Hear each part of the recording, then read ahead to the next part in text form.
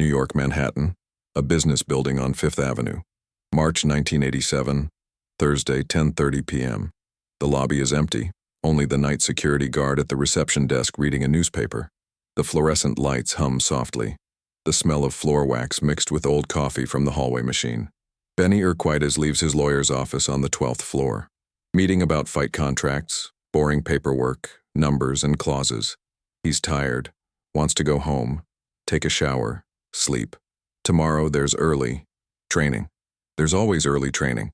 Benny is 36 years old, 1.70 meters tall, 70 kilos of compact muscle, world kickboxing champion, undefeated in 49 professional fights. The Jet, because when he attacks, you don't see it coming. You only feel the impact. Jeans, brown leather jacket, worn Converse sneakers. Nothing about him screams world champion. He looks like an ordinary guy coming home from work. That's the beauty of it. Predators don't look like predators until the exact moment they need to be. Benny presses the elevator button. The doors open immediately. That old elevator with fake wood panels and a stained mirror on the back wall. He steps in, presses lobby, leans against the side wall. The elevator begins to descend. 5th floor. The doors open. 2 men enter. The first is skinny, cheap gray suit, rat face, nervous eyes that never stay still. The second is huge, 1.95 min tall, easily 130 kilos, not all muscle but a lot of it. Broad shoulders that fill the elevator. Doorway, neck thick as a tree trunk, giant hands with gold rings on the fingers, deep scar cutting across his upper lip, black suit, red tie, expensive Italian shoes. This is Sal Mondano, debt collector for the Gambino family. Everyone in New York's underworld knows Sal. He's not a boxer, not a trained fighter, but he has broken 47 bones in 23 different people over 10 years collecting debts. His specialty is lifting people by the throat until their feet leave the ground, holding them there, while he speaks very quietly about what happens if they don't pay, then dropping them to the floor like garbage bags. It works. It always works, because no one forgets the feeling of dangling in the air from Sal Mondano's hands. The elevator doors close. 3 men in 2 square meters of space. Sal looks at Benny, that automatic predator assessment. Small, ordinary, harmless. He looks back at the skinny guy, says something in Italian. Both laugh. Benny doesn't react, just watches the numbers. Going down. 4, 3. The skinny guy says, "You train?" Benny looks at him, polite. "I train." Sal laughs, that horse laugh of someone who smokes 3 packs a day. "Train what? Dance? You look like a dancer." The skinny guy laughs too, nervous, obligated to find the boss's joke funny. Benny doesn't answer. 2nd floor. Sal continues. "I asked you a question, dancer. You don't answer when Sal Mondano talks to you?" Benny turns, looks straight at Sal, voice calm, emotionless. "I train kickboxing." Sal raises his eyebrows, pretends to be impressed. "Kickboxing? Look at that Tommy, he does kickboxing. Those Van Damme movies, you know?" Tommy, the skinny guy, laughs louder now. Sal takes a step toward Benny. The elevator feels like it's shrinking.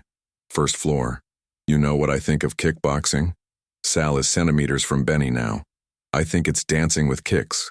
I think you've hit a lot of heavy bags, but you've never really been hit by a real man." Benny says nothing. He doesn't need to. He's seen this before, not in elevators, but in gyms, bars, parking lots. Big men who need to prove something, usually to themselves. Usually it ends with words. Sometimes it doesn't. The elevator stops. Lobby. The doors start to open. Sal raises his hand, presses the button to close them again, presses another button, any button, just to keep the elevator moving. Now they're going back up. 2nd floor. 3rd. "We're not done talking, dancer." And then it happens.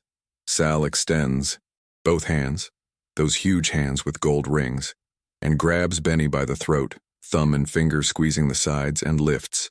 Pure brute force, simple and raw. Benny leaves the floor, feet lose contact with the elevator tiles, body suspended in the air.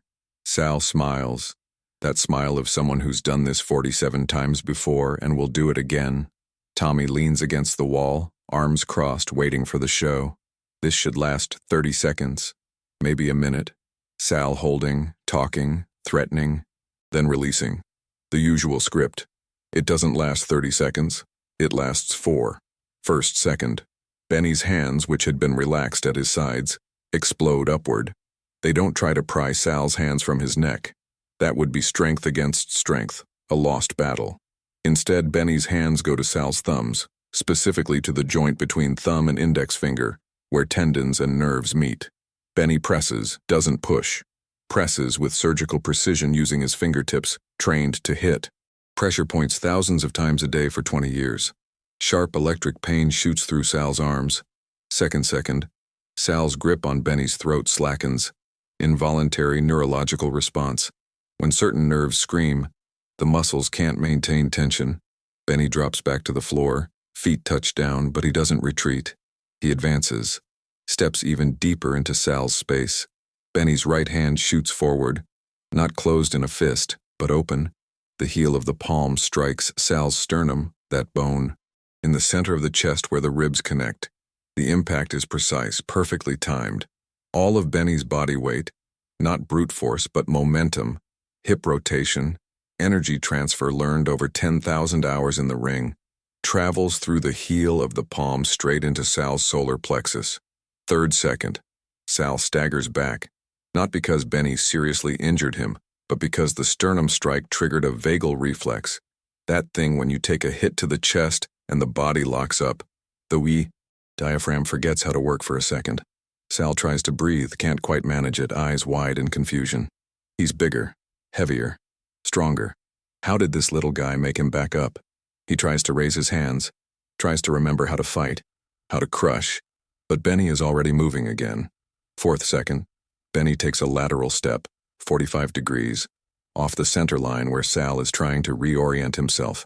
His right leg sweeps low, not a powerful kick, but a precise hook behind Sal's knee, right where the leg bends. Simultaneously, Benny's left hand pushes Sal's shoulder backward. Basic physics. Two opposing forces. Leg pushing forward, shoulder pushing back. Sal's center of gravity, already compromised by the stagger and confusion, can't adjust. 130 kilos of mafia enforcer falls. Falls hard. Falls to the elevator floor with a dull thud that shakes the entire cabin, making the lights flicker. 4 seconds. From the moment he was lifted by the throat to the moment his attacker is lying on the floor. 4 seconds to completely dismantle a man who broke 47 bones in 23 people. Sal is flat on his back on the elevator floor, eyes wide, mouth open, struggling to pull in air, staring up at where Benny stands. Not threatening, just standing, hands back at his sides, breathing calm, as if nothing happened, as if the last 4 seconds were just another moment in life. Tommy is pressed against the elevator wall, frozen, mouth open, unsure whether to help Sal. Attack. Benny, press a button, do anything. But something paralyzes him. Maybe the speed of what he just witnessed. Maybe Benny's absolute calm. Maybe the fact that Sal, the man everyone fears, is on the floor staring at the ceiling. Benny crouches, not too close, keeping a safe distance, but low enough to speak to Sal. Voice calm, almost gentle. You okay? Need help getting up? Sal stays down, brain processing, trying to understand how this happened, why his hands, his strength, his size, none of it mattered. Finally he speaks, voice hoarse. What the fuck did you do? Benny answers. I used your momentum against you. You lifted me, so your weight was forward, base unstable. Pressed nerve points in the thumbs, grip released. Hit the sternum, diaphragm locked. Hooked your leg while your body was recoiling. You fell. Simple physics plus anatomy. Sal says, you said you train kickboxing. Benny, I do. Also train jiu-jitsu, Muay Thai, karate, anything that works. Doesn't matter the name. Matters if it works when someone tries to hurt you. Sal is still on the floor. I've got 60 kilos on you, Benny, and I've got 20 more years of training than you. Weight is an advantage. Knowledge is a bigger advantage. Benny stands, extends his hand. Sal looks at the hand. Pride wounded, ego shattered in front of Tommy, in front of himself. But something in Sal recognizes the sincerity of the gesture. Benny isn't mocking, isn't humiliating. He's offering real help. Sal takes the hand. Benny pulls him up, 70 kilos, lifting 130 off the floor using technique, not brute strength. Sal stands, brushes off his clothes, still can't meet Benny's eyes. Benny says, you're strong, that's clear. Intimidating too. I'm sure it works most of the time. But there are gaps in your knowledge. Gaps that leave you vulnerable against someone who knows how to exploit them. Sal finally looks up. Why are you telling me this? Benny. Because you have a choice now. You can walk out of here angry, hold a grudge, or you can walk out having learned something. I'd choose to learn. Sal doesn't answer. Benny presses the lobby button again. The elevator descends. The doors open to the lobby. Benny steps out, turns, looks at Sal and Tommy still inside. If you ever want to learn for real, my gym is on West 10th, number 412. Tuesdays and Thursdays, 7 p.m. Then Benny crosses the lobby, nods to the security guard who never looked up from his newspaper, and exits through the revolving door into the cold March night. Sal and Tommy remain in the elevator. Tommy finally speaks. Boss, you okay? Sal doesn't answer, just stares at the closed elevator doors. 4 seconds changed everything.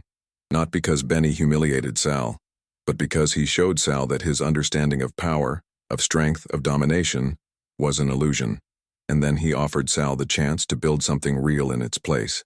The following Tuesday, 7:15 p.m., Sal Mondano shows up at Benny's gym on West 10th. Nervous, out of place, but he came. And that's all that matters.